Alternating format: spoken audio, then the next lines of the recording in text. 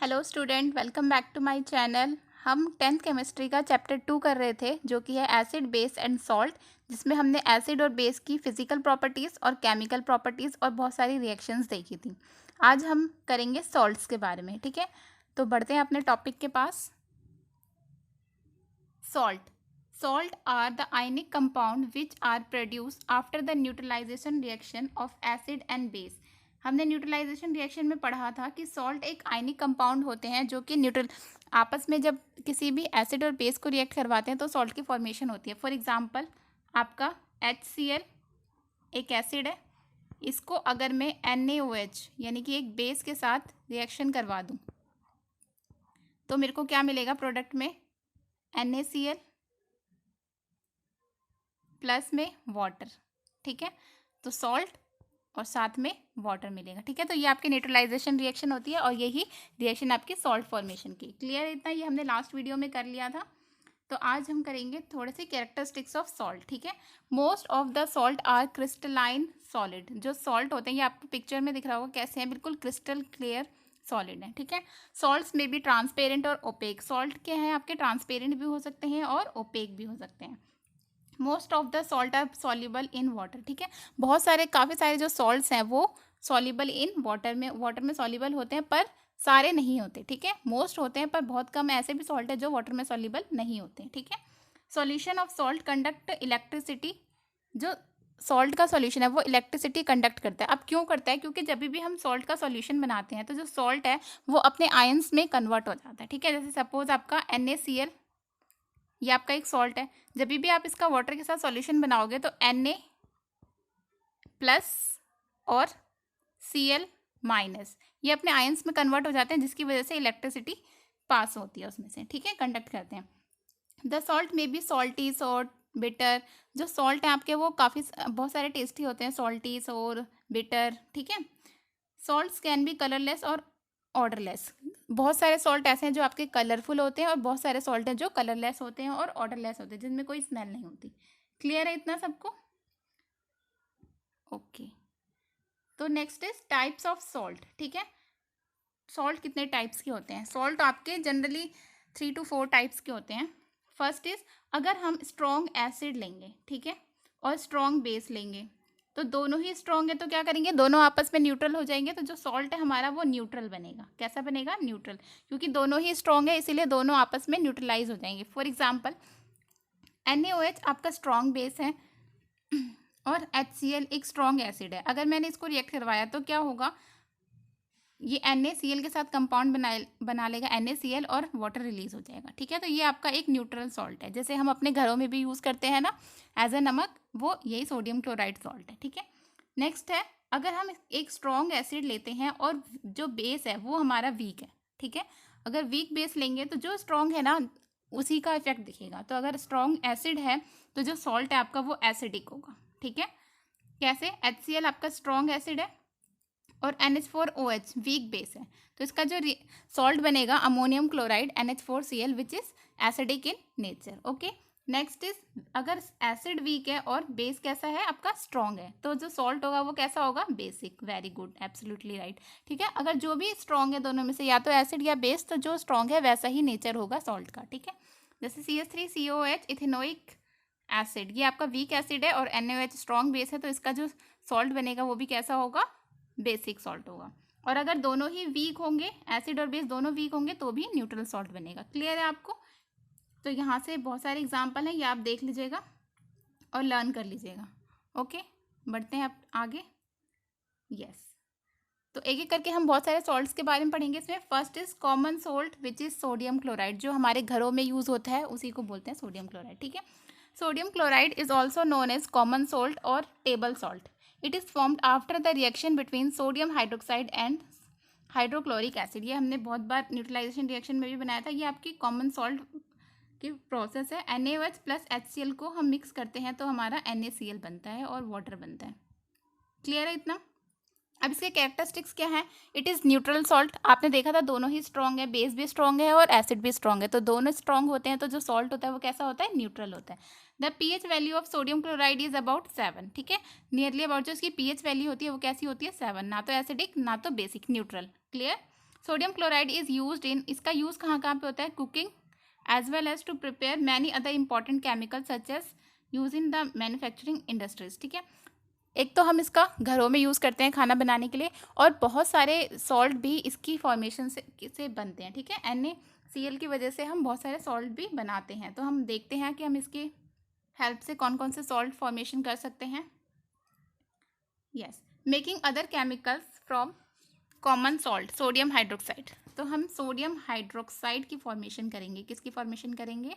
NaOH की formation करेंगे, किससे? NaCl से। It is obtained by the electrolytic decomposition of the solution of sodium chloride brine, ठीक है। ब्राइन सॉल्यूशन किसे कहते हैं? अगर ये जो आपका NaCl है, ठीक है, NaCl को अगर आप वाटर में डिजोल्व कर दोगे, ऐसा ही नहीं कि कितने भी अमाउंट में डिजोल्व कर दिया, इसका एक सैचुरेटेड सॉल्यूशन बनाना पड़ता है। तो इन दोनों के मिक्सचर को हम क्या बोलते हैं? ब्राइन बोलते हैं। क्लियर है आपको ब्राइन किसे कहते हैं? सोडियम क्लोराइड का जो मिक्सचर होता है वाटर के साथ, उसको हम क्या बोलते हैं? ब्राइन बोलते हैं। अगर मैं इसमें इलेक्ट्रिसिटी पास कराऊँ तो इलेक्ट्रोलिसिस के प्रोसेस से जो हमें मिलेगा वो मिलेगा sodium hydroxide, chlorine gas and hydrogen gas, ठीक है।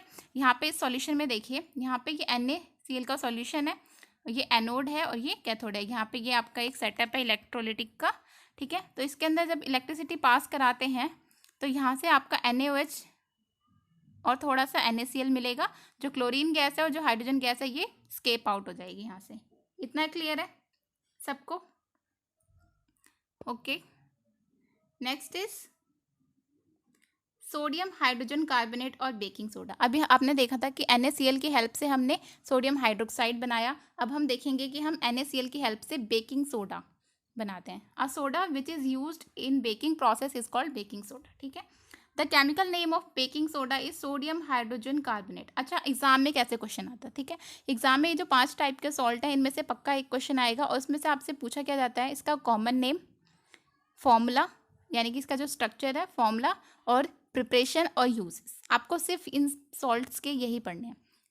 हाउ टू प्रिपेयर इट, इनके कॉमन नेम क्या है, फॉर्मूला क्या है और कैसे बनते हैं और इनका यूज़ क्या क्या है। क्लियर है?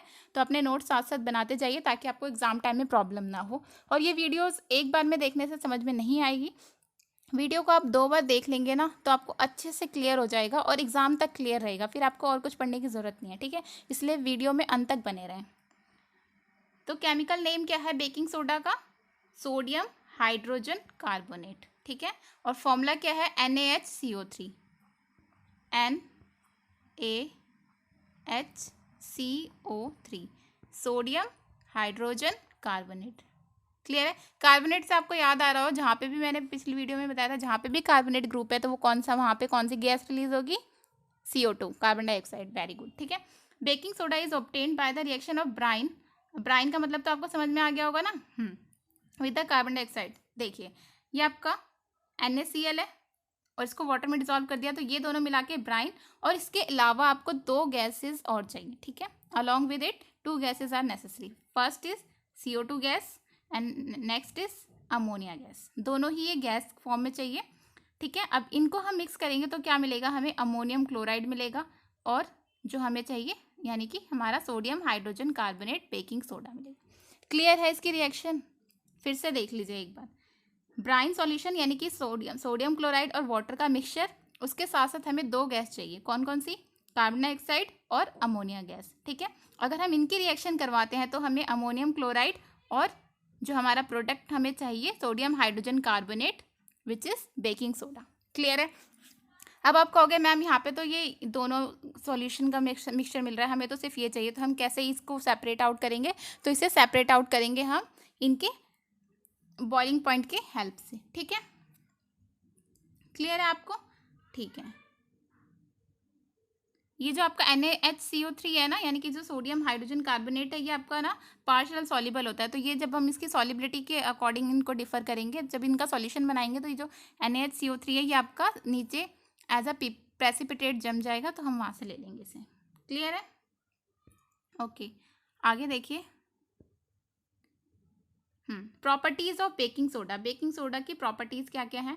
Sodium bicarbonate is a white crystalline solid but it appears as a fine powder. आपको भी मैंने पिछली पिक्चर में दिखाया था कि ये कैसा था, बिल्कुल वाइट सॉल्ट था, ठीक है।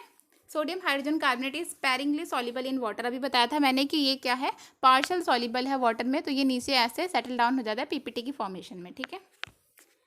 When baking soda is heated it decompose into sodium carbonate and carbon dioxide gas and water. इस पिक्चर में देखिए कि आपका जो बेकिंग सोडा है इसको हमने हीट करा है, तो हीट करने के बाद ये आपका थोड़ा पाउडरी मिक्सचर टाइप का हो गया, ठीक है, लिक्विड टाइप का। तो होता क्या है, जब हम इसको हीट करते हैं तो ये कन्वर्ट हो जाता है सोडियम कार्बोनेट में, कार्बन डाइऑक्साइड गैस और वाटर इसमें से रिलीज आउट हो जाते हैं। क्लियर है, ये हीट के बाद रिएक्शन, ये इसकी प्रॉपर्टीज थी। नेक्स्ट, हाँ नेक्स्ट है इसका यूज़ क्या है। बेकिंग सोडा का यूज़ कहाँ कहाँ पे होता है। It is used to make the baking powder. Baking soda का यूज़ हम बेकिंग पाउडर बनाने में करते हैं। बेकिंग सोडा और बेकिंग पाउडर दोनों में क्या डिफरेंस है ये आप मुझे कमेंट सेक्शन में बताइएगा, ठीक है। बेकिंग पाउडर का यूज़ हम अपने पकौड़ास और इडली डोसे इन सबको बनाने के लिए करते हैं, ठीक है। ये जो केक आपका जितनी भी फ्लफीनेस वाली चीज़ें हैं ना जो बनती हैं वो सारी बेकिंग सोडा और बेकिंग पाउडर की हेल्प से बनती हैं, ठीक है। Baking soda is used as antacid.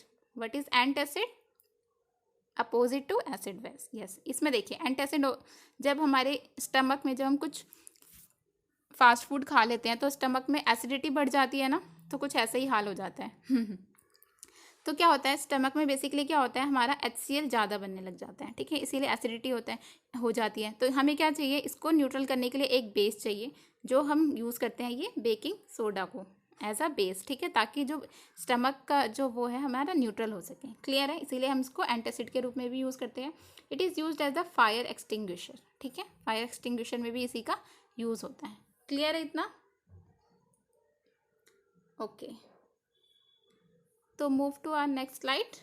Yes, baking powder, बताइए क्या डिफरेंस है बेकिंग सोडा और बेकिंग पाउडर में। यहाँ देखने में तो कोई डिफरेंस नहीं लग रहा।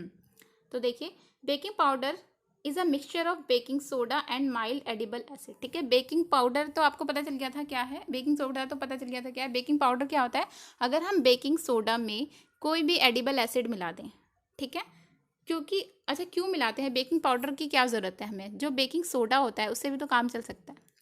अभी हमने देखा था बेकिंग सोडा कैसा अल्कलाइनी नेचर का है, ठीक है, तो वो कैसा टेस्ट कैसा होगा उसका, बिटर। यानी कि अगर हम उसे अपने जो भी हम बनाते हैं, चाहे केक है या फिर कोई भी रेसिपी हुई, उसमें हम बेकिंग सोडा का यूज़ करेंगे और पाउडर का यूज़ नहीं करेंगे तो वो कैसा हो जाएगा टेस्ट में, बिटर। तो क्या फ़ायदा ऐसे खाना बनाने का जो बिटर हो जाए, है ना। तो इसीलिए हम बेकिंग पाउडर का यूज़ करते हैं ताकि जो खाने का टेस्ट है वो एज इट इज़ रहे और वो बस फ्लफीनेस आ जाए उसके अंदर, ठीक है। इसीलिए हम बेकिंग पाउडर का यूज़ करते हैं। तो बेकिंग पाउडर कैसे बनता है, बेकिंग सोडा में कोई भी माइल्ड एसिड मिला दिया जाए, जैसे कि जनरली इसमें टार्टरिक एसिड मिलाया जाता है, ठीक है। जैसे ये आपका बेकिंग सोडा है, इसके अंदर हमने ये टार्टरिक एसिड मिला दिया तो क्या बनेगा, ये carbon dioxide gas he is responsible for your जो आपका फूड पार्टिकल है उसके फ्लफीनेस के लिए, और वाटर एंड सोडियम टार्टरेट, ठीक है। इतना क्लियर है, और डिफरेंस भी समझ में आ गया होगा आपको कि बेकिंग सोडा और बेकिंग पाउडर में क्या डिफरेंस है। ओके, तो आगे बढ़ते हैं। यस, नेक्स्ट सॉल्ट है हमारा वॉशिंग सोडा, यानी कि सोडियम कार्बोनेट। अभी हमने क्या पढ़ा, बेकिंग सोडा पढ़ा था, खाने वाला सोडा, और अब हम पढ़ेंगे वॉशिंग सोडा यानी कि सोडियम कार्बोनेट। दोनों के फॉर्मूले में और नाम में बहुत डिफरेंस है, आप लोग एक कर देते हो इसलिए ध्यान से देखना, ठीक है। उसका नाम था सोडियम हाइड्रोजन कार्बोनेट और इसका नाम है सोडियम कार्बोनेट, ठीक है। याद आ रहा होगा सोडियम कार्बोनेट हमने बनाया था, यस, जब हम बेकिंग सोडा को हीट करते हैं तो सोडियम कार्बोनेट बनता है, ठीक है।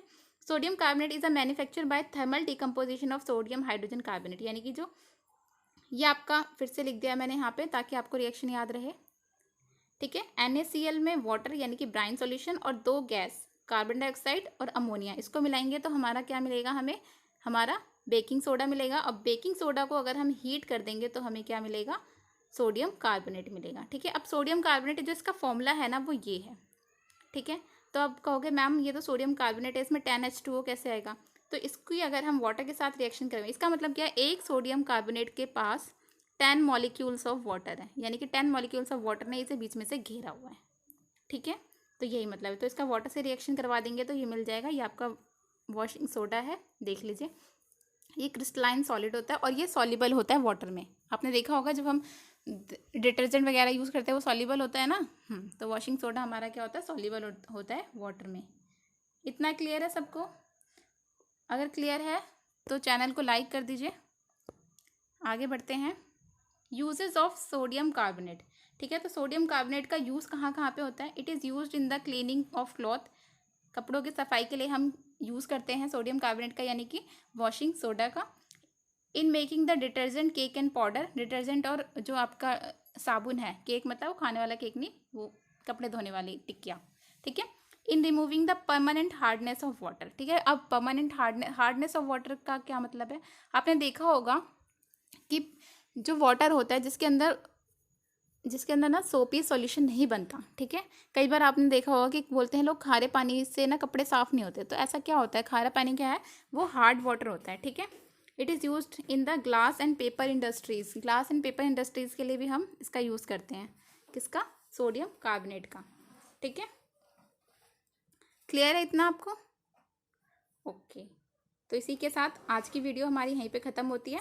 अगर सेशन पसंद आया हो तो चैनल को लाइक करें, शेयर करें एंड सब्सक्राइब करें, और इस वीडियो को दोबारा से देख लें ताकि आपको एग्ज़ाम तक के लिए क्लियर हो जाए और दोबारा ना देखना पड़े, ठीक है। मिलते हैं अपनी नेक्स्ट वीडियो में एक नए टॉपिक के साथ। तब तक के लिए stay home and keep learning.